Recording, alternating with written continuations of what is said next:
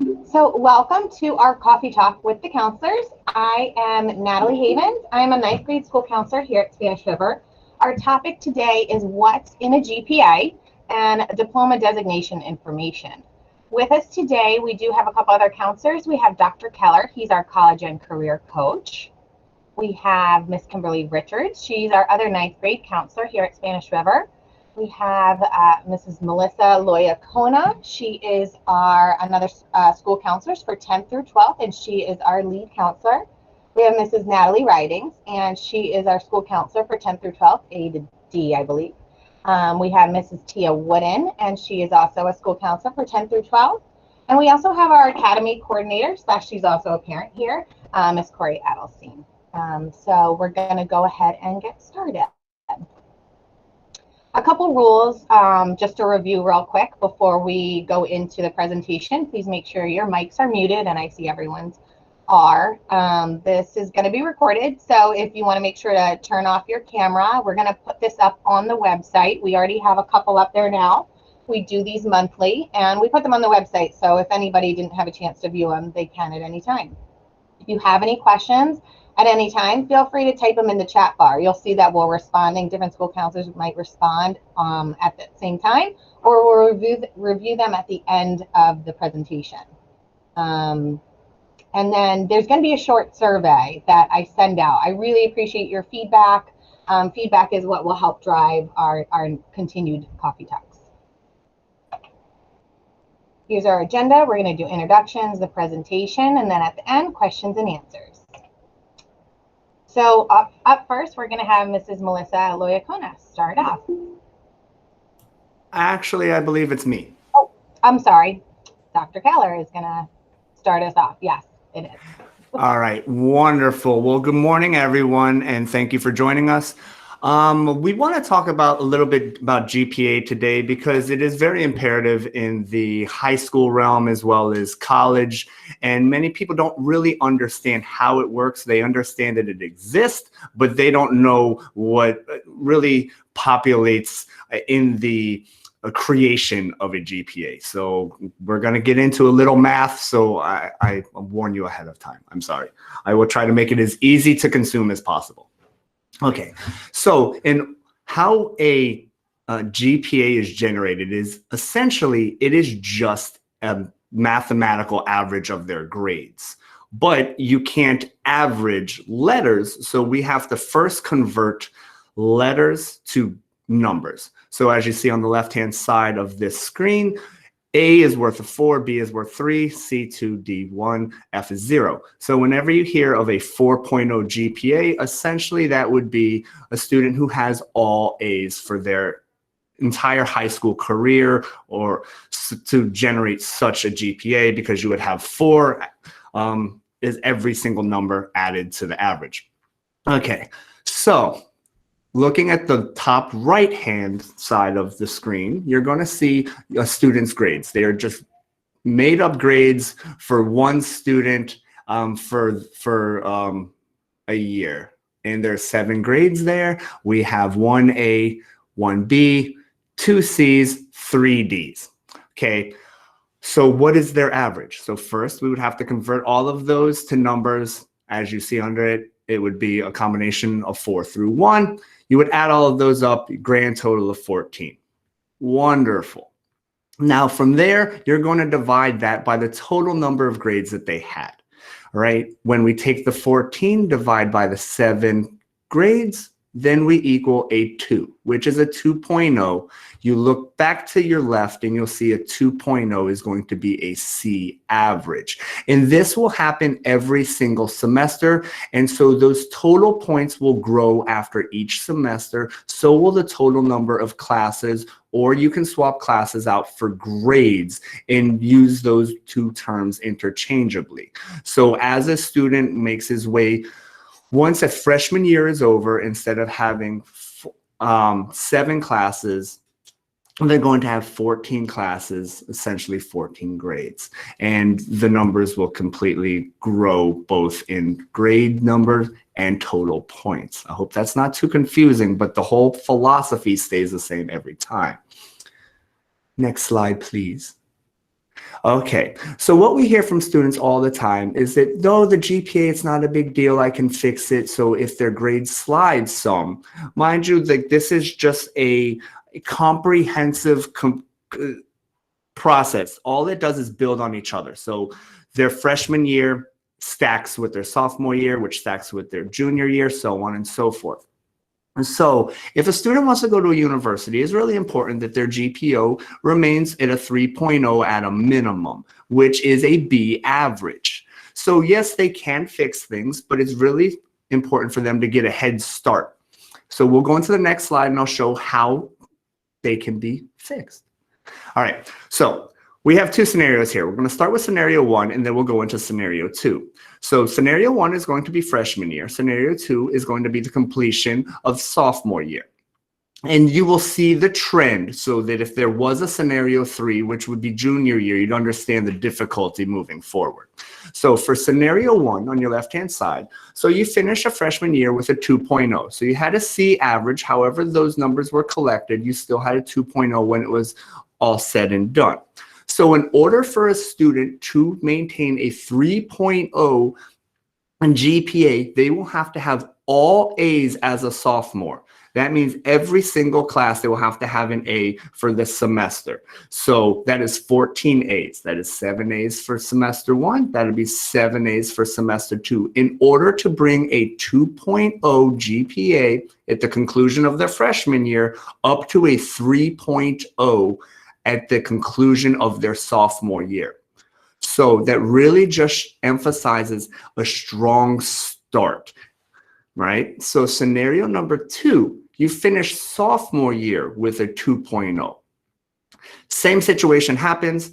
Junior year, they receive all A's. That is 14 A's. Again, 7 A's for semester 1, 7 A's for semester 2. You will notice a difference, the difficulty of getting to a 3.0. With all A's for their junior year, this student will only move their GPA up from a 2.0 to a 2.66. And so that 3.0 becomes very difficult at this point to acquire. And mainly because from a math standpoint, it's just an average. So more numbers that we put into the average, the less impact that each individual number has. So it's really important, and I cannot stress this enough, that if a student wants to do well with their GPA, that they need to jump on that idea as soon as possible. If they put themselves in a hole early and they let that linger, it is very difficult for them to pull out of that hole and to get to where they want to go. Can it be done? Without a doubt, it can. But the journey becomes significantly more difficult the deeper they get into that hole. And I'd be happy to answer any questions at the conclusion of this presentation going into the math of it. I know it can be a little overwhelming.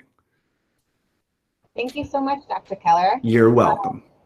Thanks. And we're going to move on to how our semester grades are working with our next slide. Ms. Tia Wooden will be talking about that. Hi, good morning. So as we all know, there are no semester exams for this semester. The last day for this semester is January 29th. That's only 3 more weeks, so you can hang in there. And as far as how things will be calculated, for EOC classes, that's Algebra 1, Geometry, Biology, and US History. This is on the screen is how every quarter will be weighted. So first quarter will be weighted, that grade will be weighted 17.5%. Same for second quarter, same for third and fourth quarter. And the EOC will weigh 30% of the final grade. And that all adds up to 100%. And again, that's only for EOC courses. For non-EOC courses, that's going to be your English and so on and so forth. The first quarter grade will be 50%, and the second quarter grade will also be 50%. So an example of that would be if your student is taking English 1 and they got an A first quarter and a B second quarter, the 4 points for the A plus the 3 points for the B is 7, and then divided by 2 is 3.5. That's going to actually round up to an A for semester 1 grade. So that's how semester 1 grades will be working this year. Thank you so much, Mrs. Wooden. And now we are going to touch on the different diploma designations. Mrs. Loyakona is going to be speaking about this. So parents and students often ask, what does that mean by different diploma designations? Basically, it's a sticker that students can get on their diploma when they graduate high school. There's 3 different stickers. One is the Scholar Designation sticker, one is the Merit Designation sticker, and another is the Biliteracy Seal sticker. So for the Scholar Designation, they have to have at least a credit in Algebra 2, which comes after geometry, as well as a credit above Algebra 2, which could be statistics, it could be trig, it could be pre-calc, any of those equally rigorous classes that are above Algebra 2. They also must pass the geometry EOC, as well as the algebra EOC. For science, they must pass the biology EOC, as well as get a credit in a science that's above that in chemistry or physics. Okay. Then if it's an AP class, that would count as well, any science AP class or ACE class. In social studies, they must pass the US history EOC as well. For foreign language, they need at least 2 credits of the same foreign language. And they must have at least 1 credit in either AP class or an ACE class or a dual enrollment class. If they meet all those requirements, then they get the Scholar Designation. Students can check their progress on SIS. There's a screen for graduation, and below it, it says where they're at as far as the different designations. Now, we did not have EOCs last year, so if a student still wants the Scholar Designation sticker, they would need to sit for the test EOC when we do offer it again next time. Merit Designation sticker is for students who get an industry certification. Here at Spanish River, we offer industry cert in the following courses. In our digital technology class, our TV production class, we offer a sticker. Digital information technology, also in photography, as well as digital design classes. Those all can get you industry certification or the merit designation. And the biliteracy designation are for students who earned 4 credits in the same foreign language, and they got at least a 3.0 GPA average. If they want the gold, then they would need to get a level 4 or higher also on the FSA when they took the reading FSA. Another way they could get the biliteracy seal is if they achieve a qualifying score on like a SAT 2 for a foreign language. That would give it to them as well. Thank you so much, Mrs. Loyakona. I think that is it for our presentation. I didn't notice any questions, but there aren't a ton of us in here. If anybody would like to unmute themselves and ask, or if they still do want to type in the chat box, any questions you have at all about GPA or about any of the designations, diploma designations. The school counselors will stay on for a couple more minutes to field any questions for you guys.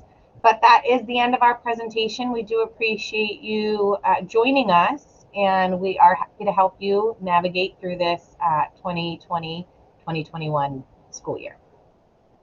So thank you again for joining us. We have some questions, Ms. Havens. Yes, I see that now. Okay, may we ask about ACE versus AP? Do any school counselors want to touch on that specifically? Mrs. Loyakona, maybe you can touch on that one. So AP and ACE both offer, students can earn college credit once they do on the exam. The difference is ACE classes lead towards an ACE diploma, where AP classes are also looked at very rigorous at colleges nationwide. While ACE classes are still looked at nationwide, they basically are sometimes people like to see AP classes in certain states more than ACE classes, but they all, for your GPA purposes, will offer college credit And also they weighted on the college school enrollment scale, which is a 6.0 for an A. Does that help? I think so. If you guys have more questions, feel free to plug them into the chat bar. There was another question. Hello. Yeah, go ahead. Hi. I have a general question. My son needs to submit community service hours. Okay, so does he have the form already or no? Yeah. He got the form from the Mitzvah Dessert Club. Oh, but the pink community service form, did he fill that out? No. Okay, so there's a community service form that's on our website, as well as, and then they could submit it to Ms. Gorin, mara.gorin@palmbeachschools.org. How do you spell that? M-A? M-A-R-A. I'm going to type it too. G-O-R-O-N. G-O-R-O-N. Correct, at palmbeachschools.org. Okay, and then how do I find out, like, if I wanted to talk to a counselor, like with my son, like have a meeting? How would I do something like that? You would talk, is your last name the same as your students? He's no, he's Diaz Rizzo. So would they put it under D or under R? Yeah, D. So he'd be with Miss Richards. So you would email Miss Richards and she can set up an appointment with you. Okay, what's her email? Dr. Keller, will you write it in this chat, please? We'll write it in the chat for you. Okay, I will. Thank you, guys. No worries. Yeah, I'm also putting in the chat bar, you'll see Mrs. Mara Gorin's email and the link for the community service form. Somebody asked about ACE versus AP in regard to Bright Futures. The difference would be, if they get the ACE diploma, then they could automatically get Bright Futures. So that would be, but as far as qualifying for Bright Futures, they both would count towards classes for qualifying for Bright Futures. And then honors versus ACE versus AP for college admissions. Okay, so honors is weighted at 4.5. So an A in an honors is 4.5, where ACE and AP is 6 points. So college admissions, they just want to see the most rigorous, where students are getting A's for your student. So the best fit. So your student might be best fit for the honors, and that's fine. And then maybe take the ACE or AP later, but you want to see, it's all about the GPA also for that as far as college admissions. Yes, thank you. We also have a question about the EOC for biology and history. And the EOCs are throughout the year. Our testing coordinator, Mrs. Charlotte Ames, is getting notifications about different dates, a little bit more last minute than we're used to just because of our circumstances. But as soon as as soon as she books one or has one coming up, she does let students know, and emails go out to parents as well. So when they do come up, when they are booked, you will see that. Does any other school counselor on here know if there's one already booked that I'm not thinking of? Possibly not. It asks, can you please share which classes the top students in the school ranking are doing? Likely, if you're ranked high, do they do that from the HPA? Then it would be those top classes, the ACE or the AP classes, possibly dual enroll classes. To those college level classes way more, honors way more than regular, and the college level weighs more than honors. Looking through your questions now. One question said, we're submitting college apps and some schools are requiring the CSS as well as the FAFSA. Do we need to do both? Dr. Keller, are you able to? Yeah, I addressed the question in the chat box, but just so that everybody knows, if you are interested, the FAFSA is just the federal aid that will be dispersed by both federal and state governments. The CSS is going to be institutional aid that is given through the institutions themselves through their own endowments. Thank you. It says the last question I see here. So overall, it's the GPA to wherever the student is able to excel.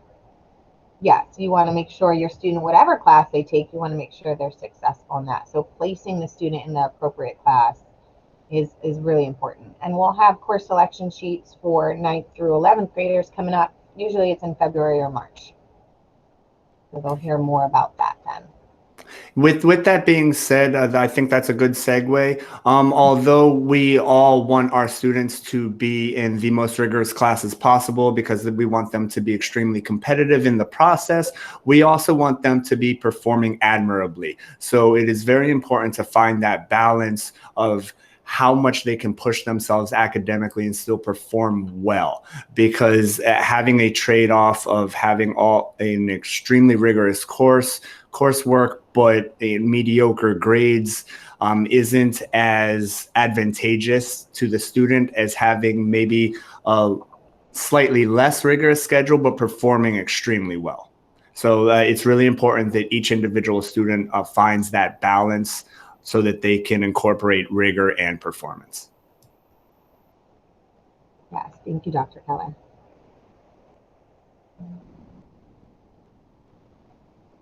I'm just looking through to make sure we got all your questions. I think we have so far. Feel free if you have more to put in I have there. a question.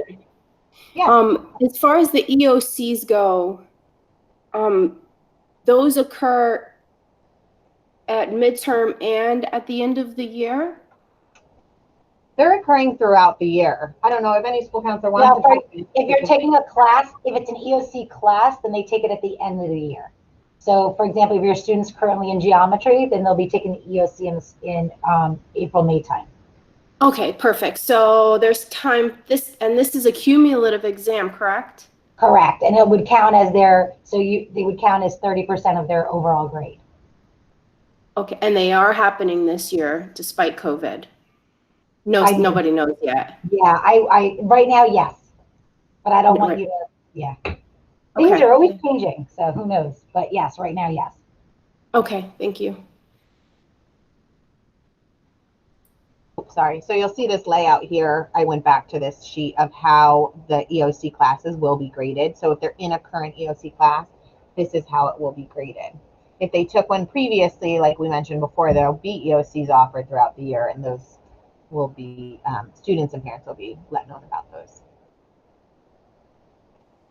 Somebody asked if we would be able to assist with course selection. Absolutely. When that comes out, we'll be more than available for students and parents to touch base with us about selecting the best courses for their student. And Dr. Keller, there was a FAFSA question. Thank you, Ms. Leocona. I'm on it.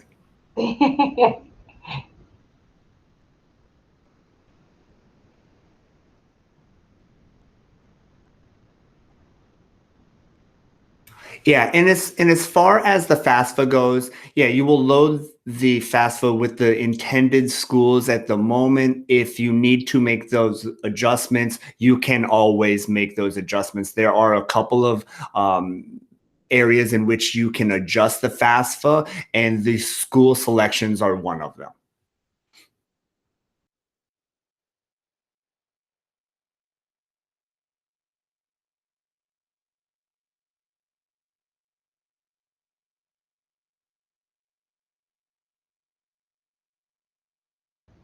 The way it impacts them, somebody asked if they missed the biology EOC, is if they want to earn that sticker on their diploma for the scholar designation.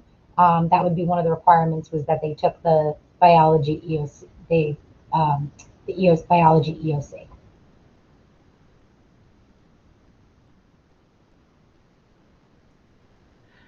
Will the biology EOC be offered again? I think it was offered a couple months ago. Correct. Yeah, it would be. You would want to email Miss Eames about that if you want your student to still take it. Then yes, you can email her about it, and they would take it in the spring with the other students that are currently in biology. Okay, thank you.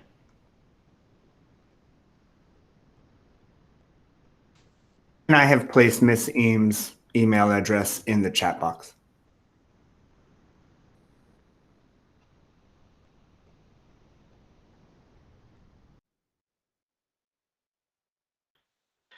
If a student's in like the biotech program and they want to switch out or do something different, I'm talking about a 10th grader now, is there a process for that? Do they need to get approval, or how does that work? Yeah, you'd have to make it talk to Miss Edelstein, the academy coordinator, to talk about that. and she can work with you on that. What was that name again, please? We'll put it in the chat bar. Okay, thank you. Ms. Havens, you put it in the chat. Yeah, Miss Adelstein's on here actually. She just. Oh, perfect. I just did. Yeah, you can email me, and I'm happy to help with that. Okay, thank you.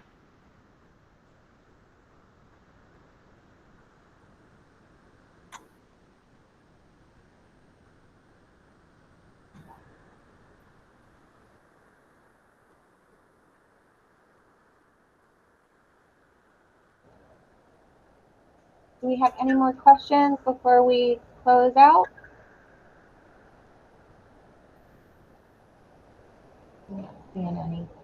Well, thank you guys so much for joining us. I really appreciate that. I'll stay on for a couple more minutes, but parents, if you don't have any more questions, please feel free to close out, and thank you for joining us. And we hope to see you at our next coffee talk. You'll get an invite about that about a week before it happens.